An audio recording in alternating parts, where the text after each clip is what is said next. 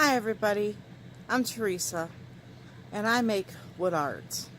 I see animals in wood. Doesn't that sound crazy? Yeah, it does. I thought so too at first. The more I got into it, the more I enjoyed doing it. So I'm going to start a show. If you want to watch, give me a thumbs up, okay? So I know it's worth creating. But remember the guy with the curly hair and he painted and all that great stuff? I was fond of him, so I'm going to do the same thing. I'm going to show my art pieces as I create them, and then I'm going to post them at momandpopstore.weebly.com. If you like my hat, we have those there too. All handmade stuff, just try and bring back the mom and pop stores and work on our own, and just make a little money doing it and having fun. So if you think you'll like the show, give me a thumbs up. Talk to you guys soon. Bye.